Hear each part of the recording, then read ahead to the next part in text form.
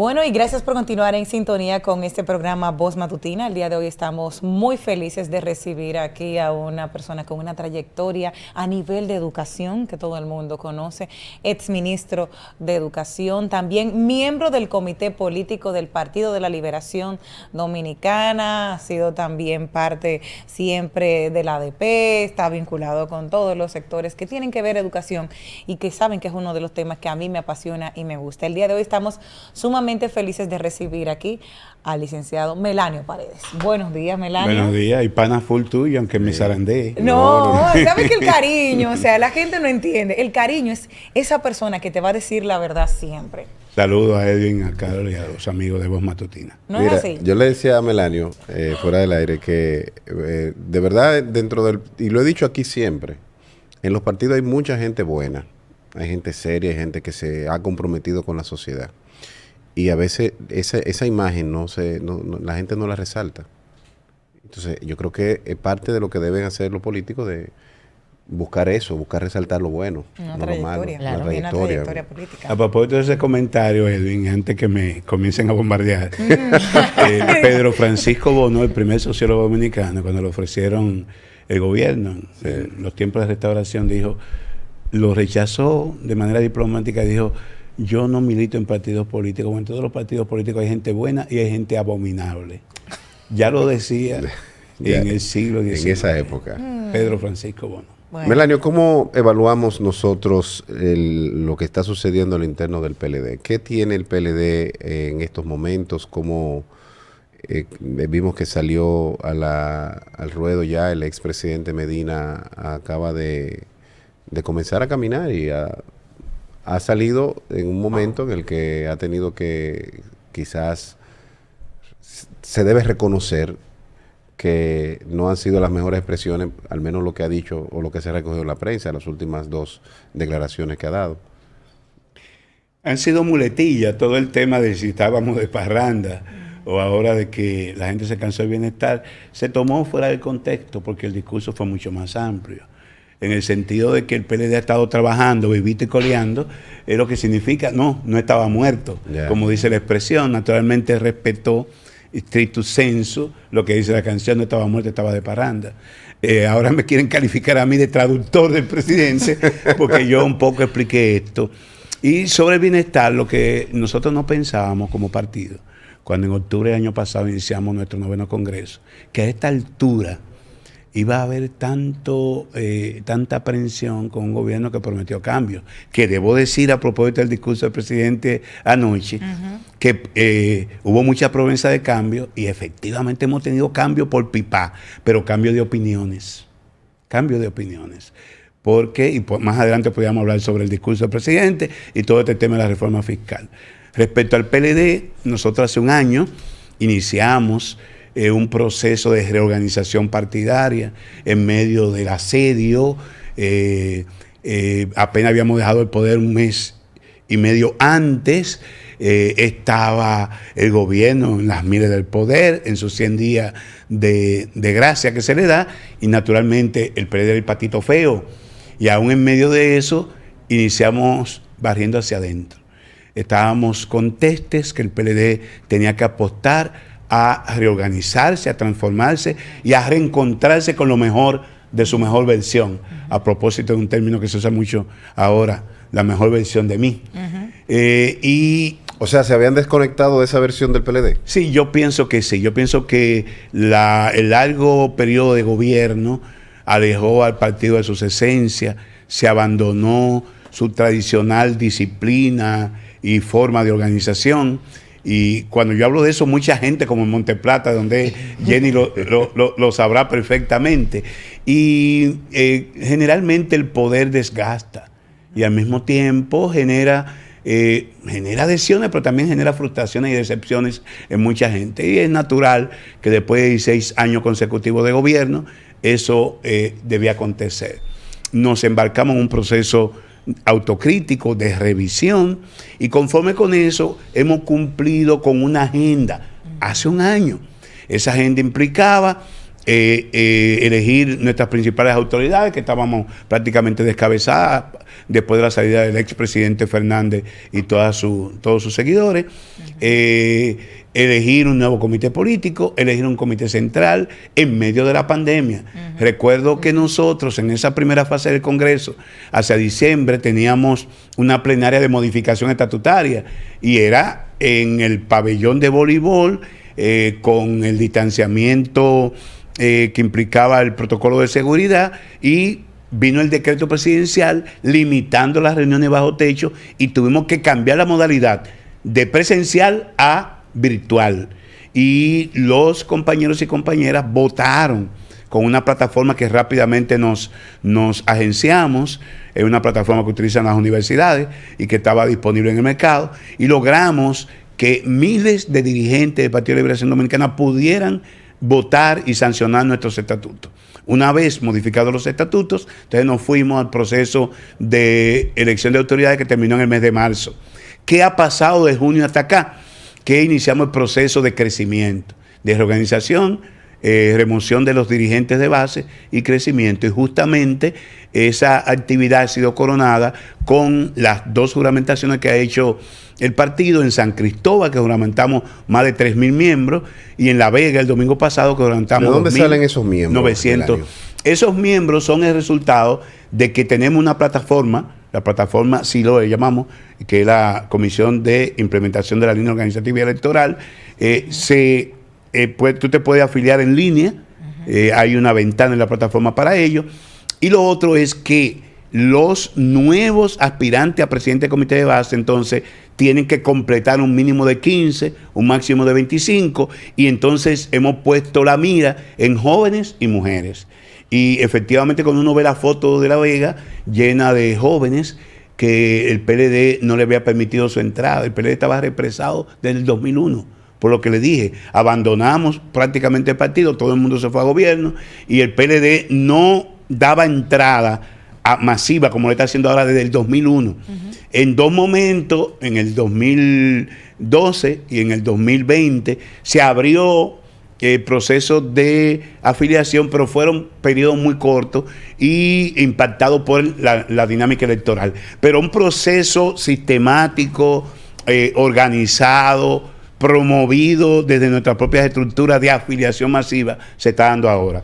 Ese proceso continúa este domingo 31 en Santiago, donde yo estoy coordinando desde el mes de mayo, con la juramentación de más de 3.000 nuevos PLDistas. Ya en plataforma tenemos 2.235 anoche. Nos queda el día de hoy, el día de mañana, para superar la cifra de 3.068 que fue lo juramentado en San Cristóbal. Eso para el proceso interno, ¿verdad? En el proceso interno, sí.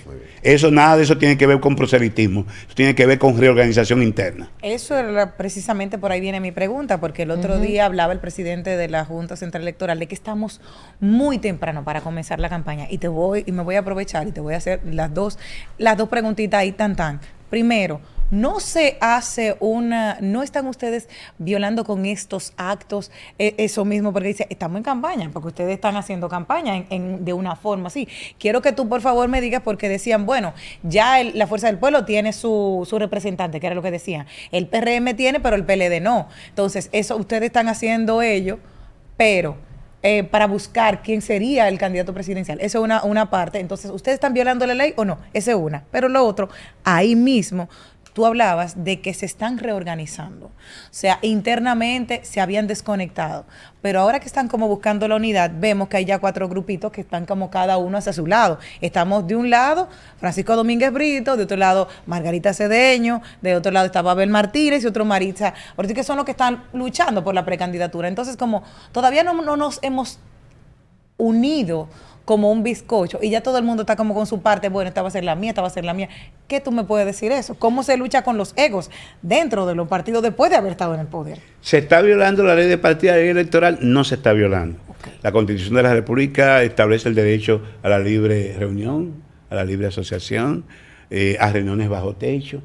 En ese sentido no se está violando la ley electoral, y la propia ley electoral y de partido obliga a los partidos a reorganizarse. a establecer un padrón, que es lo que estamos construyendo nosotros ahora, y el proselitismo como tal, no electoral, el proselitismo interno, el proselitismo partidario, contrario a prohibirse, está permitido. Ahora, a propósito de estos movimientos y el hecho de que se nos pusieron nerviosos gente del gobierno y gente de la FUPU, entonces la Junta Electoral emitió una resolución.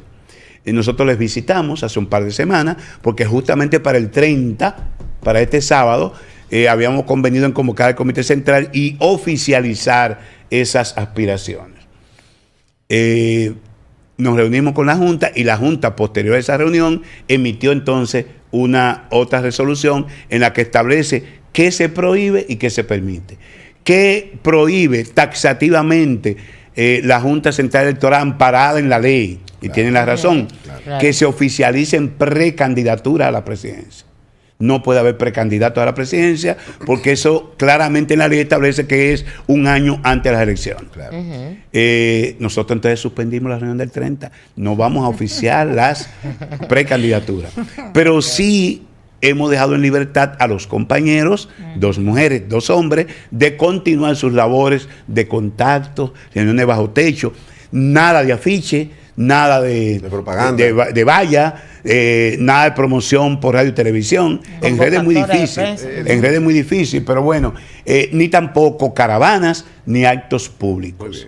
O sea, con eso estamos acogiendo la ley, somos respetuosos de la ley, nosotros somos hombres y mujeres de Estado y de ninguna manera vamos a violentar la ley cuando fuimos los propulsores de esas normativas. En relación a lo segundo, que me señala de que como en un proceso de reorganización al mismo tiempo promovemos las aspiraciones, cuando uno sabe que las aspiraciones más que unificar dividen. Bueno, yo te puedo decir que en el seno del comité político yo defendí ese punto de vista, que no nos metiéramos en temas de campaña interna y que nos fijáramos este año fundamentalmente en el tema reorganizativo. Mi posición, como la del presidente Medina, no fue acogida, se acogió lo contrario, se dijo que no, que la labor de los compañeros, y en la práctica ha sido así, dinamiza el partido. Lo que estamos planteando es que las labores de ellos no pueden bajo ninguna forma transgredir ni afectar el proceso organizativo. Por ejemplo, y le pongo un ejemplo, en la actividad de Santiago del próximo domingo, que es en el Cruz Amén, que es institucional del partido. Del partido. Yo soy miembro de la SILOE, yo soy parte de la Comisión de Implementación de la Línea Electoral, organizativa y electoral. Y como tal no puedo tomar partido. Yo soy árbitro todavía. Y ya después que termine mi labor, yo asumiré uno de los proyectos. Ahora, ¿qué va a pasar el domingo en Santiago? Abel Martínez y Francisco Domínguez Brito, que son de Santiago, son del comité político y son aspirantes, no van al acto. No irán al acto. ¿Por qué? Porque si van a un acto institucional que va a ser presidido por Danilo Medina como presidente del partido, van a estar los pujos y los aplausos. Y no queremos bajo ninguna circunstancia que un proceso de fortalecimiento y de unidad pueda ser contaminado por el tema de las aspiraciones. Me llama la atención también que usted mencionaba hace un momento que durante el PLD fue la cabeza del Estado dominicano, se descuidó precisamente esas filas del partido y de que no se habían dado paso a esos nuevos, esos jóvenes que querían ser parte de la fila. ¿A qué se debió ese descuido, ese no ver hacia el partido como tal? Yo pienso que si ustedes revisan la prensa de todos esos años, Melanio Paredes fue un crítico permanente. Es más, en el 2011, cuando ese comité político presidido por Leonel Fernández aprobó en un plebiscito continuar toda la dirigencia del PLD, Minú Tavares, Melanio Paredes, Manuel Jiménez, que ahora es alcalde de Santo Domingo Este, estuvieron oponiéndose a esa decisión. ¿Lo sacó eso del poder? Y esa posición nuestra sacó el 33% de los votos, cuando todo el comité político salió a defender el sí de que continuaran al frente. Y nosotros estábamos demandando Congreso, que se hiciera el Congreso, que hubiera renovación partidaria. Y eso yo lo vine planteando desde el 2005 hasta ahora. ¿Cuándo se dio el Congreso? Cuando salió Leonel Fernández. El presidente Fernández, un político avesado, de innegables condiciones. Sin embargo, en términos organizativos y partidarios, fue un político atrasado. O O sea, no promovió desde el poder esa renovación, ese trabajo permanente del partido. Y yo tuve, que siempre fue una persona distinguida, el presidente Fernández me dio 6 decretos distintos, pero en ese sentido chocamos. O sea, yo me paré en pleno Congreso cuando se aprobó el plebiscito y dije que eso iba a sembrar las bases para que saliéramos del poder. Porque usted nunca puede desdeñar, nunca puede descuidar su base de sustentación. Y el partido se anquilosó durante todos esos años. Los principales dirigentes del partido pasaron a ser funcionarios del gobierno. Exacto. Y el partido quedó descabezado. Reinaldo Pared Pérez, mi compañero que aprecio, respeto, se fue a dirigir el Senado y la Secretaría General quedó acéfala. Y entonces así no se trabaja en una organización política moderna que tiene que estar actualizada, tiene que estar renovándose, tiene que encantar a esta nueva generación. Como te digo, jóvenes, los dirigentes del partido se pusieron viejos en los puestos, nos pusimos viejos. Mis hijos que quisieron entraron algunos en el 2005 que se abrió una brecha, pero una gran cantidad de hijos de PLDistas no son miembros del partido, porque no hubo ese trabajo permanente. ¿Qué argumento sustentó el presidente Fernández y quienes defendían con él esa posición del comité político?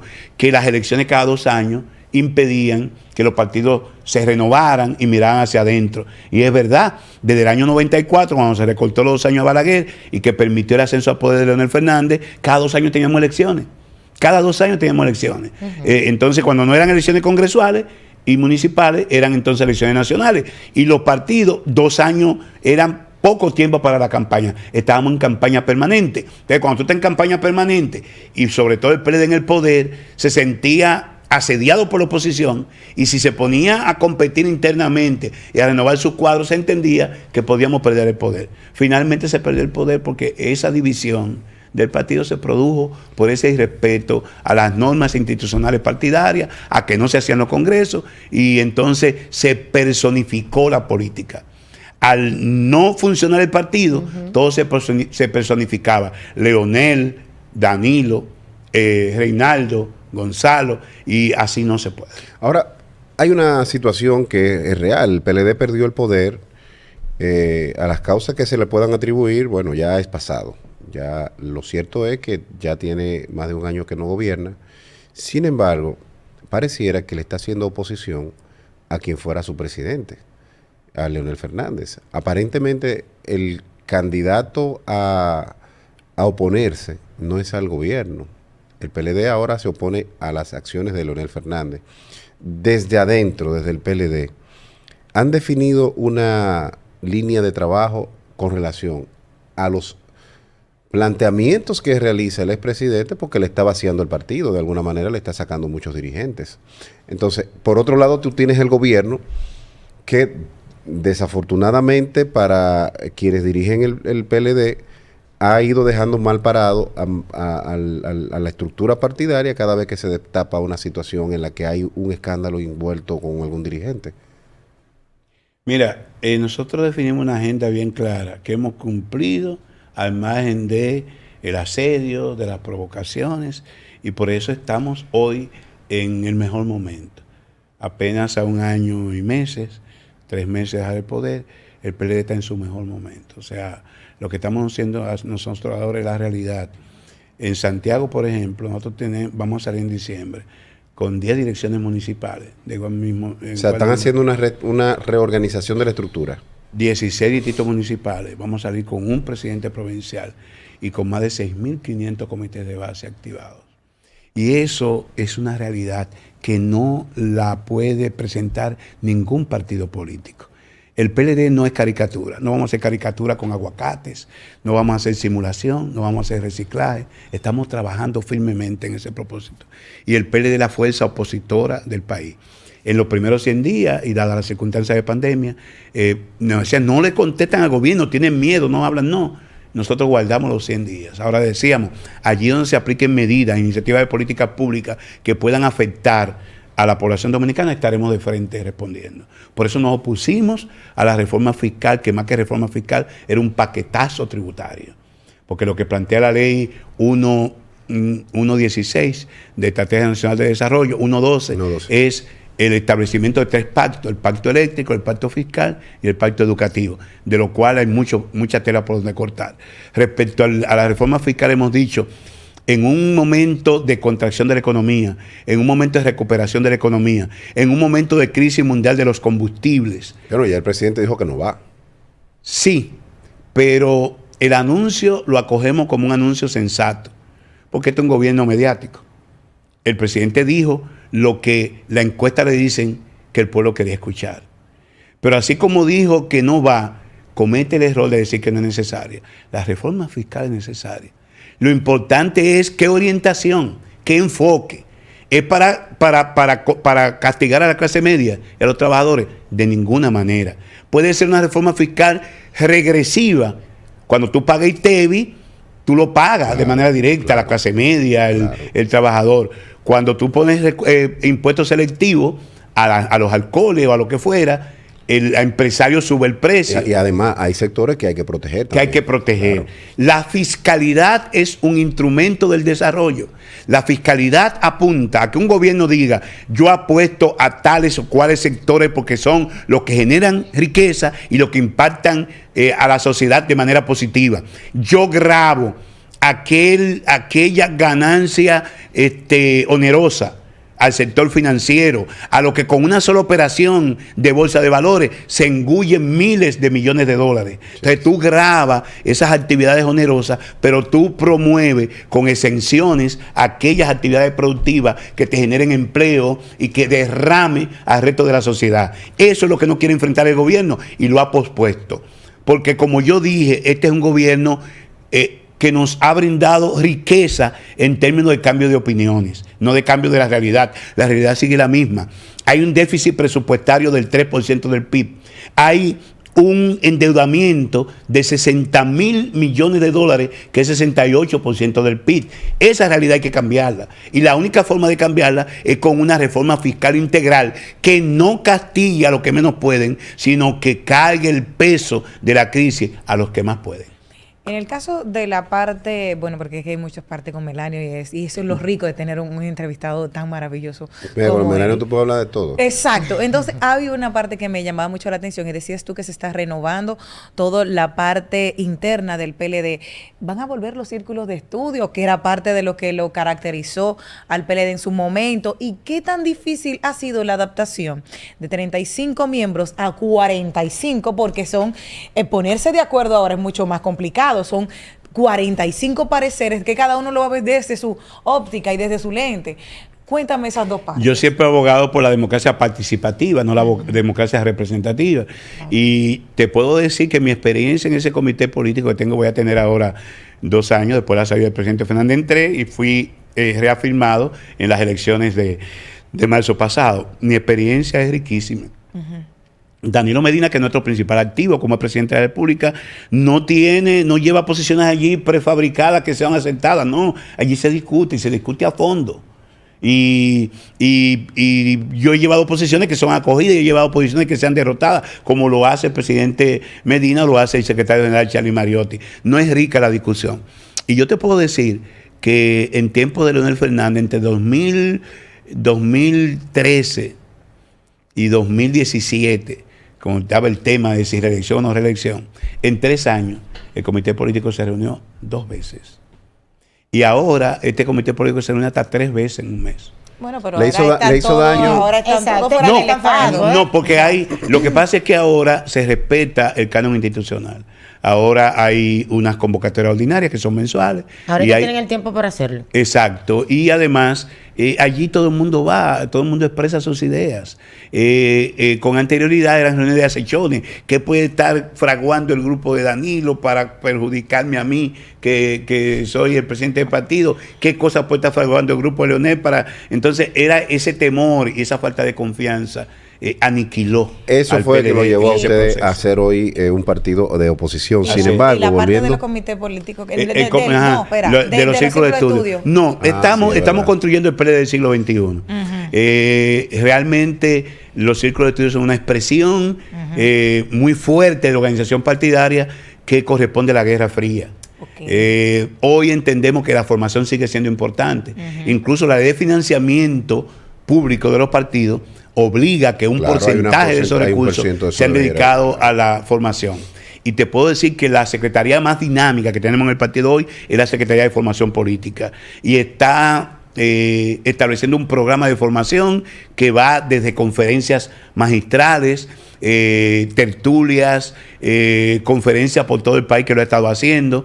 Es decir, no hemos descuidado la formación y cada dirigente del partido que quiera ascender en la escala partidaria tiene que cumplir con determinados créditos en términos de estudio de historia dominicana, de sociología, de economía, etcétera. De manera que los cuadros del partido tienen que ser cuadros formados, pero no bajo la modalidad de los círculos de estudio, que en tiempo de Bosch fue fundamental para su organización y su crecimiento. Quiere decir esto, Melanio, que con ese criterio que hemos discutido en esta mesa, el criterio con el que ustedes quieren transformar los círculos de estudios a la intelectualidad, vamos a dejar de ver en las caravanas a las mujeres con las botellas de cerveza en la mano, vamos a dejar lo tradicional que usualmente ha caracterizado las campañas en los últimos años, no solamente por el PLD, sino por la mayoría de los partidos. Yo apuesto a eso. A mí me laceraba ver eso. Era diferente aquellas patanas con trajes típicos y morado y amarillo, sin que tuvieran que exhibir, porque la mujer no puede ser un objeto de exhibición, porque las campañas sí son alegres. Este es un pueblo alegre. Yo recuerdo la campaña del 82 con el Tiburón, aquella canción Tiburón Salsa de Rubén Blades. Yo nací en ese año, No, o sea que pues, no te pero puedo tú lo decir conoces. nada. Bueno, yo nací más o menos por ahí, pero Sí. yo he leído mucho. Bueno. O sea Qué bárbaros A son. propósito. Me han sacado los años y las canas. Bueno, A propósito. pero hubo muchas campañas. Bueno, la de Leonel Fernández con la de la banda gorda. Muere El aquí. merengue, para Merengues. los que sufren. Exacto, para los que sufren. O sea, que las campañas políticas siempre son alegres porque el país es alegre. Este es un país de pelótica y política. Ahora, yo como tú entiendo que hay que darle un contenido distinto, que no puede ser la exhibición como vimos ahora en el Madison Square Garden, y que el presidente lamentablemente, yo pienso que sí, debía felicitar al Alfa porque logró una proeza, pero hablar de orgullo dominicano, donde hay un ahí estaba Fernando desaprensivo, ahí estaba Fernando Villalona. Sí, pero que muestra un trasero. No, pero esa es la parte oscura del Eso es espectáculo. desagradable. Y yo no creo que lo que se refería el pueblo el presidente dominicano que ha era sido lo capaz mejor. de exportar música, la bachata, el merengue, el dembow, y que nos conocemos como tal, tengamos que mostrar también actos fuera de todo valor y contenido positivo. A propósito de que el PLD se encuentra en este momento, de que está remozando sus filas, de que están ingresando nuevos jóvenes y que además ahí se está viendo estos círculos de estudio que quiere elevar el criterio de los integrantes de sus filas y por consiguiente también las campañas y demás. Y también en paralelo, luego de estos casos de corrupción que se han dado y de que expertos han hablado de que la corrupción ha permeado a los partidos políticos todos, de todos los colores, sabores que tenemos en nuestra República Dominicana, ¿cuáles medidas pretende tomar el PLD en función de hacer ese escrutinio de quiénes son quienes integran y quienes vienen nuevos a sus filas? Así es. Y lo hicimos antes. Del 2010 el partido aplica el antidoping a los candidatos. Inclusive en el año 2010 unos 21 precandidatos a diputados y otras posiciones de alcalde fueron sacados de la lista. Sí, pero déjame decirte, Melanio, un doping Y eso se hizo público. Un doping no te determina si estás recibiendo fondos del narcotráfico. Sí, pero tú tienes que, con las herramientas que tú tengas a mano, poder, y ya la propia ley lo contemplaba, hacerlo. Es decir, además de eso está la simple observación, señores. Este es un país pequeño, tú conoces cuando la gente anda pero en puede malos verse pasos. y rastrearse, por ejemplo, de que quienes entren en las nuevas filas puedan declarar sus bienes, se le puede investigar. Ustedes tienen previsto hacer esa investigación. En los estatutos del partido se estableció que los miembros que estaban en el comité político tenemos que hacer una rendición de cuentas, una declaración de nuestro patrimonio. Se estableció en el estatuto. Se le está dando seguimiento a los nuevos, se le va a hacer también. Son de las normativas que nosotros tenemos que ir implementando. Por ejemplo, la ley del régimen electoral y la ley de partido, que algunos entienden que tiene que crearse también la ley del procurador de persecución de los delitos electorales, una tercera ley, y que todas estas implicarían un código electoral. Yo creo que coincidimos en eso, porque yo soy de los abanderados, digo, no puede llamarse procurador electoral, tiene que ser un comisario de elecciones que se encargue de velar por el cumplimiento la persecución de todas las normas, del delito electoral. Claro. Entonces, eso va a obligar a los partidos a tener mucho más rigor y control de sus filas. Y yo creo que todo este proceso ayuda. Todo este proceso va a limpiar a la democracia de aquellos elementos que son contaminantes y que nos desacreditan a todos, como decía Edwin al principio. Porque es verdad que en todos los partidos hay mucha gente buena, pero una sola mala red, como dicen, lo daña todo. De manera que he sido partidario toda la vida de esto. Los valores tienen que ser una cuestión fundamental. Señora, lo decía Duarte, lo decía vos. La política es la más noble de ocupar, la ciencia más noble para ocupar, o la ciencia después de la filosofía para ocupar las inteligencias nobles. Y como tal tenemos que verlo. El ejercicio político no puede ser de los peores, de los mediocres. Tiene que ser de los mejores. Porque nosotros vamos a representar a la población. Nosotros vamos a servir a la población, no a servirnos del erario público y de los bienes y las miles del poder. De manera que sí entiendo lo que el PLD ha demandado, y que en estos casos de persecución de la corrupción no haya persecución discriminada, enfocada y dirigida a un partido. Bueno, pero hay un ministerio público que se supone independiente, que no hay influencia del gobierno hacia... Habría que ver independiente de qué. Hay una magistrada procuradora que se pudiera calificar como tal, pero ese ministerio público ha sido el mismo. Camacho, Berenice, todos ellos fueron designados en un proceso de mejora del Ministerio Público, de profesionalización del Ministerio Público, que implicaba concurso, implicaba una serie de pasos. Bueno. Y es importante que estén ahí. Ahora, quizás faltaba la voluntad política de quien dirigiera el Ministerio Público para que esos magistrados se enfocaran en la persecución de los ilícitos, no importan los colores. Soy de lo que he sostenido que la corrupción no tiene colores ni bandera, es sistémica. Y que también tenemos que perseguir la corrupción privada. No solamente la corrupción, porque cuando hay un político corrupto es porque hay empresarios corruptores que corrompieron ese político corrupto. El mejor ejemplo es lo que está pasando en nuestro Senado ahora. Y yo les invito a ustedes a ver finalmente en qué queda ese Max, que comenzó hace un par de días muy mal, porque comenzó con insultos. Pero es importante que nuestro Senado de la República se aboque a eliminar privilegios, comenzando por ellos mismos. Pero que los empresarios no se escuden de exenciones fiscales para enriquecerse también de forma mala vida. Y que al mismo tiempo también entendamos que hay exenciones que sí...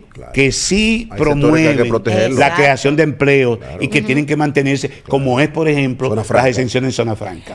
Yo estuve en el Infoteca, ayer participé de una gran graduación, yo fui ministro de Industria y Comercio, yo adelanté en gran medida la ejecución de los tratados de libre comercio con Centroamérica y Estados Unidos, y conozco de lo importante que son los mecanismos de exención y de estímulo a la producción para poder competir internacionalmente. Que es uno de mis discursos respecto a la ley especial que protege la inversión en la frontera, que a pesar de haber tenido millones y millones de dólares gastados en el servicio exterior, no tenemos quizás el nivel de retorno cuando tenemos una herramienta para que esa zona sea una de las zonas más productivas del país. Porque y que puede ser mejorada, la propia normativa. Entonces, ahí va mi pregunta, Melanio. Durante las 16 temporadas o los 16 años que duró el PLD, manejó 16 presupuestos, y esos presupuestos se le puso poca atención a sectores de producción en ese incentivo. Sin embargo, el servicio exterior veíamos que se comprobó que estaba sobrepoblado y que tenía muchas irregularidades. Desde tu punto de vista, siendo ministro de Industria y Comercio, que no solamente Milanio Paredes no fue solamente ministro de Educación, fue ministro en varias, recibió 6 decretos, aparte de las consideraciones que como técnico se las consulta que tenía. No vimos nunca de los gobiernos del PLD un enfoque pro inversión en la República Dominicana. ¿A qué tú atribuyes que no se aprovechó, el aprovechamiento de esa ley no fue tan efectivo durante las gestiones del PLD? Sí. De esas herramientas, porque nada más no es la ley. Sin embargo, si tú estudias lo que han sido los principales aportes en términos de crecimiento económico del país, el componente inversión, el país ha sido líder de la región en materia de inversión internacional. Sin embargo, tú tienes razón cuando hablas del servicio exterior. El servicio exterior debe ser el brazo derecho en materia de atraer inversión al país y de aprovechar las condiciones que plantean las normativas existentes en la materia. Ahora, mi gran dolor es que el PLD como tal nunca dirigió el servicio exterior. En el primer gobierno del presidente Fernández dirigió Eduardo Latorre, de la sociedad civil. Un buen canciller, sí, pero no fue PLDista. En los siguientes gobiernos de Leonel Fernández dirigió el reformista Carlos Morales Troncoso. Un buen hombre, pero con una visión que no era del PLD, una visión del balaguerismo o reformismo. Y en el gobierno de Danilo Medina, los gobiernos de Danilo Medina, dirigió Miguel Vargas del PRD. O sea, el servicio exterior superpoblado que tú dices. Sin embargo, la política exterior, según la misma Constitución de la República, la dirige el presidente de la República. Claro. Yo en ese sentido no estuve de acuerdo con mis dos expresidentes. O sea, yo entendía que en algún momento nosotros teníamos gente preparado. Ahí está José Tomás Pérez, que salió a Washington. Sí. Gedeón Santos, que estuvo en la OEA. Sí. Y tenemos una playa de profesionales que pudieron perfectamente dirigir la política exterior del país, porque ciertamente el presidente es la cabeza, pero en la operatividad, en el día a día, es el canciller. Y los presidentes tienen demasiados problemas, como dijo una vez el propio Fernández. Este es un país pequeño, pero muy difícil de gobernar, con muchas complejidades. Entonces, yo pienso que el PLD quedó a deber en materia de una política exterior que fuera el diseño de su propia plataforma programática de gobierno. Melanio, quiero preguntarte algo. Yo no temo ser autocrítico. Yo creo que la autocrítica construye. Claro. Si una de las cosas, antes de que tú le hagas la pregunta, si una de las cosas que yo tengo que reconocer en Melanio Paredes, y se lo digo porque soy de los alumnos aventajados quizás de una gran formadora que usted conoció y que quizás nos presentó en algún momento, doña Ibelice Prats Ramírez de Pérez, que Dios la debe tener al lado bien cerca de él. Una gran maestra, mi maestra, es uno de los técnicos que cualquier partido quisiera tener, porque no solamente domina la materia, sino que también es autocrítico, y la autocricidad es importantísima para el desarrollo de cualquier ser humano que quiera avanzar en la vida. Y sobre todo en el proceso en el que se encuentra el partido en este momento. Claro, dejando un poquito ahora la parte del partido, me quiero ir al maestro. Hay una problemática que nosotros hemos venido, que yo estuve haciéndome, y los maestros se han hecho, y es el seguro del SEGMA. A mí me está corriendo Eduardo Hidalgo, no sé por qué. Tú sabes, tú le habrás dicho algo, porque a mí él me sale corriendo, pero quiero que... ¿Qué podemos hacer con el seguro del SEGMA? El SEGMA tiene atrapados los maestros. En ese sentido, que no pueden cambiarse de seguro. Esa es la expresión, los tiene atrapados. No, los tiene atrapados. No se pueden cambiar de seguro, los tienen bloqueados del lado de SENASA, pero no le funciona. No le están dando un seguro acorde con ellos. Tú conoces el hospital del SEGMA y los maestros están... Yo hice un comentario aquí el otro día y ha sido replicado por muchos maestros y me dijeron gracias. O sea, es triste ver la reacción de los maestros cuando vieron que yo le hice...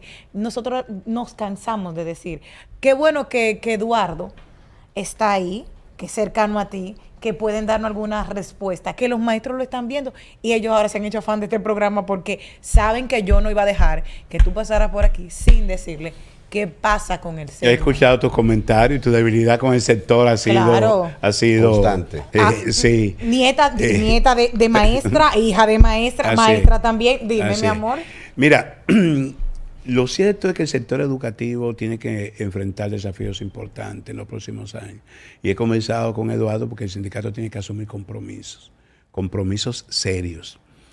El 4% que mucha gente pensó que era un puerto de llegada, era un puerto de partida.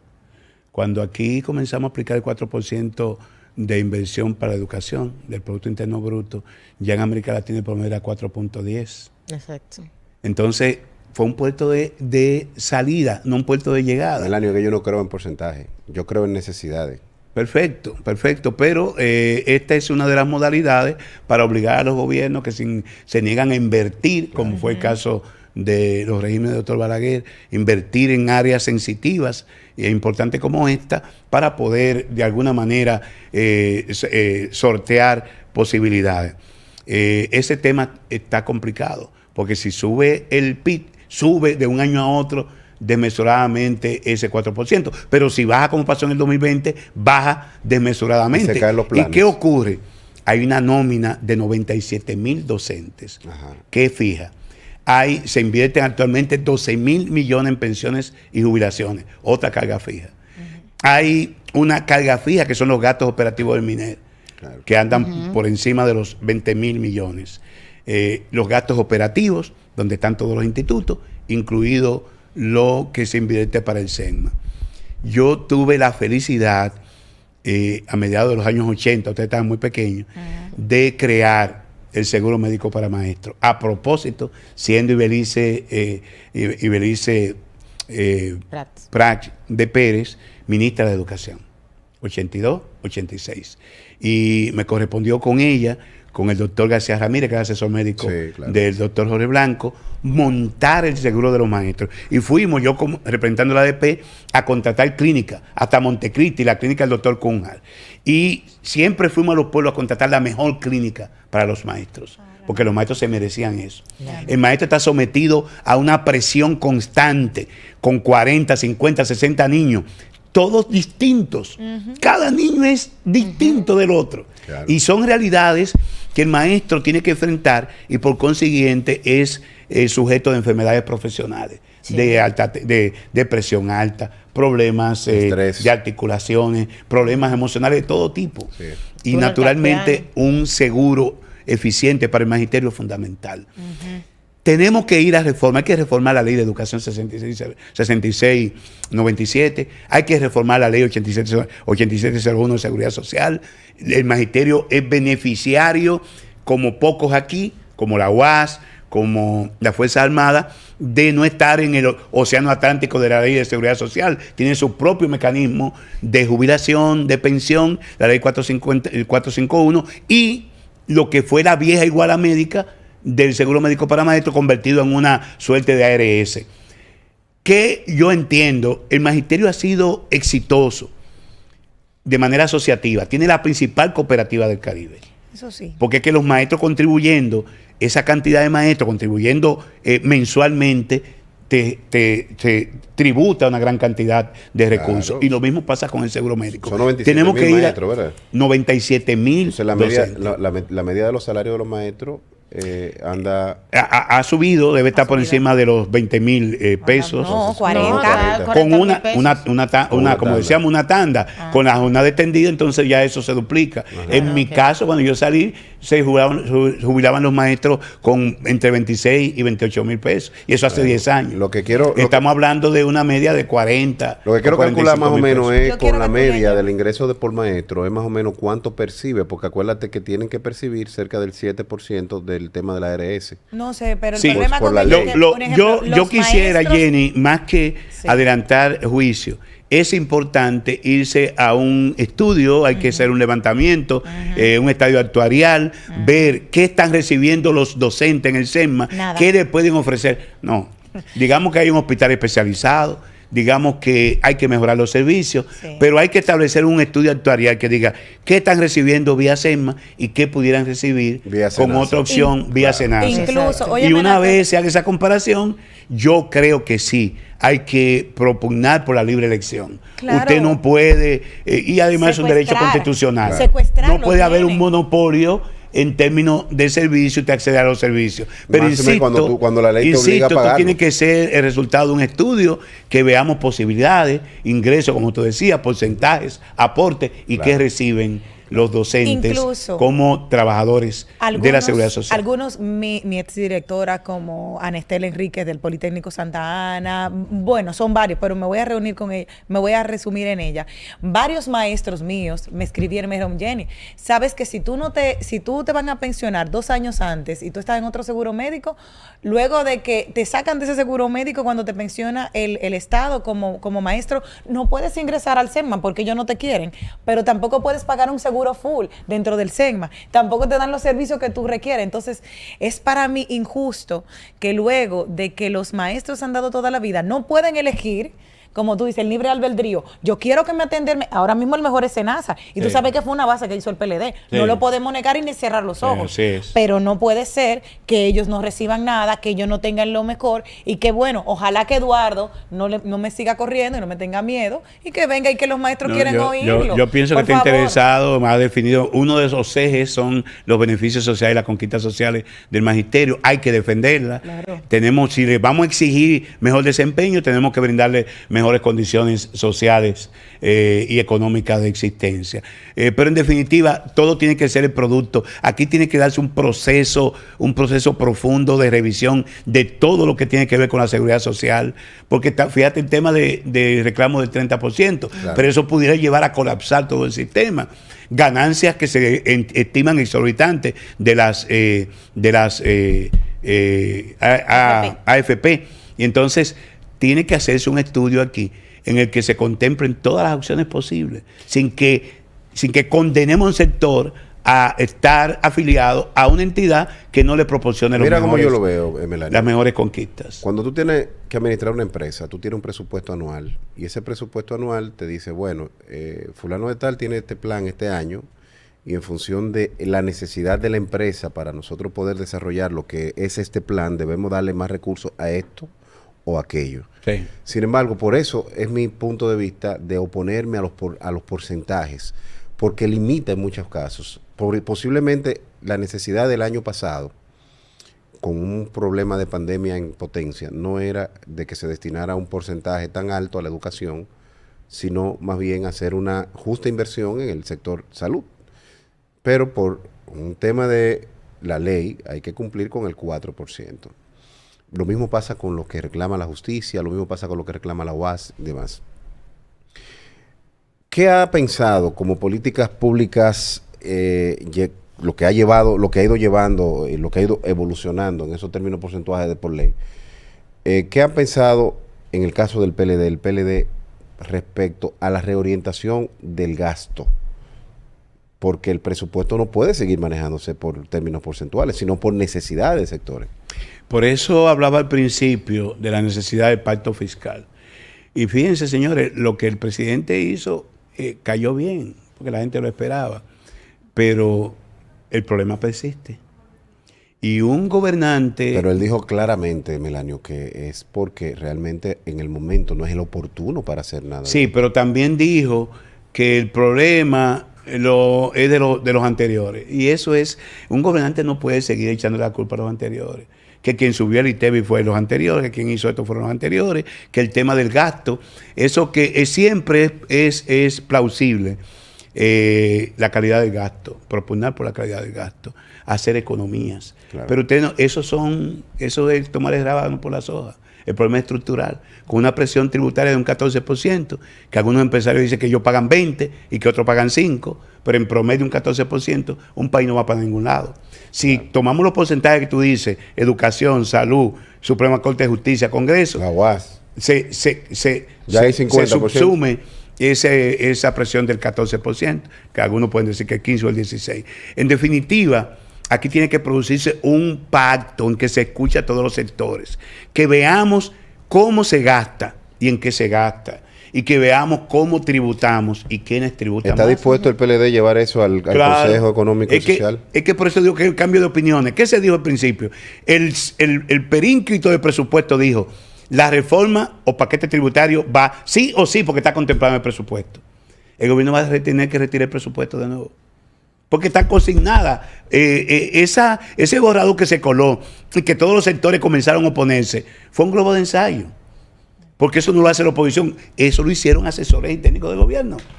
Se dijo, bueno, se va a llevar... De manera oficial, el gobierno no ha presentado una reforma como tal. Y ayer lo dijo el presidente que no va a la reforma. La mejor manera de demostrar que sí estaba en eso es el presupuesto. Busca en el Congreso la pieza que se depositó y plantea que el 3% del déficit que presenta el presupuesto se iba a financiar con medidas que cambiaban tasas y tributos. Un paquetazo tributario. Eso tendrá que ser retirado a la luz de lo que dijo el presidente anoche. Pero a propósito de eso, Melanio, y qué bueno que ya de mi parte, mi última intervención, porque el tiempo, tú sabes que en televisión se hace corto, y con Melanio más, porque tiene tantas cosas. Yo te he visto apasionado hoy, de verdad, nunca te había visto tan apasionado con ningún entrevistado. Y además con trabajo a rata que tengo yo arriba. Resulta que también es parte de lo que se ha definido como una búsqueda de recursos frescos es la recuperación del patrimonio en manos de terceros. El gobierno ha destinado a unos abogados que están destinados a la persecución de los bienes del Estado en manos de terceros, en manos de particulares. Mira, por ahí hay un ingreso que se supone debe ser importante, porque se estima que existe una gran cantidad de dinero a ser recuperado por parte del Estado. ¿Qué tienes que decir respecto a esa parte de ese ingreso que puede ingresar al Estado dominicano? Si seguimos brindándole caramelo a la sociedad, nos va a encontrar una crisis de combustible internacional, una crisis financiera, una crisis de abastecimiento, de alimentos que puede estar en perspectiva, un Estado fallido al lado, que nos impacta en todos los sentidos a la sociedad dominicana, y no estamos tomando el rábano por las hojas. ¿Tú sabes lo que implica una ley de extensión de dominio o de recuperación de bienes? Una sentencia de la cosa irrevocablemente juzgada, que se toma mínimo 3 o 4 años. Señores, no inventemos. ¿Cuántos años duró el caso de Brecht? 5 años. ¿Cuántos casos duró el caso de Brecht? 5. Finalmente, ¿en qué quedó el caso de Brecht? Nada. En nada. Entonces, se acusa de corrupción a un determinado exfuncionario o cualquier dominicano que todavía están en medida de apelación de la coerción. Los casos que se presentaron van a tener 1 año y están todavía en si cambian o no la medida de coerción. Todavía no se ha fijado fecha para un juicio de fondo. Imagina que No, lo que pasa es que todavía no ha llegado a la instrucción. O sea, el proceso... Y ya va 1 año. Se puede tomar los 4 años, que ya nada más son 2 años y pico, que le queda al presidente Abinader, esperando la recuperación de ese patrimonio. Sin embargo, hay que hacer 3 presupuestos más en lo que resta de periodo. Y el déficit, el endeudamiento, la crisis que se nos avisora de los combustibles, que implica un mayor subsidio eléctrico o eventualmente que nos den el tablazo del aumento de la tarifa eléctrica. Todos son problemas de la realidad que hay que enfrentar. Aterricemos. Este gobierno debe dejar de estar contando telenovelas, debe dejar de estar haciendo poesía, muy bonito, muy histriónico el presidente, y tiene que enfrentar una realidad que en este momento no era posible la reforma fiscal porque todavía estamos en proceso de recuperación de la economía. En el que el gobierno en materia turística se ha notado un punto a su favor, pero cuidado, porque justo ayer el ministro de Salud dice que estamos en la 4ª oleada de la pandemia. Señor, el tiempo se echó sumamente corto porque ha sido maravilloso, Melania, tenerte aquí con nosotros. Y nosotros que nos quejamos, no. Hemos tenido un invitado de lujo, que hemos hablado totalmente abiertamente de diversos temas. Si usted no tuvo la oportunidad de verlo completo en nuestra plataforma digital a través de YouTube, está completito en Voz Media Network. Muchísimas gracias. Sabes que este espacio siempre tiene las puertas abiertas para ti. A ustedes. No, estamos encantados. Y veo que está contagiado a Edio y a Carol. ¿Cómo va a ser? Muy bien. Sin dejar de hacer las preguntas duras. Así tiene que ser. Hemos Claro, tenido claro. a este miembro del comité político Respetado, sí, y amigo, querido, Querido. un hombre muy sabio, una persona a quien distinguimos y queremos muchísimo. Gracias a ustedes. Sus preguntas muy agudas, concienzudas y que son las que espera la población para Bueno. edificarse. Muchísimas gracias por aceptar nuestra invitación. Valoramos como positivo, muy positivo, que las filas del PLD quiera elevar a nivel. un nivel como el suyo, ¿verdad? Como esa playa de autocrítica que tiene sus filas. Así que muchísimas gracias por participar. Nosotros vamos a una pausa y retornamos en breve.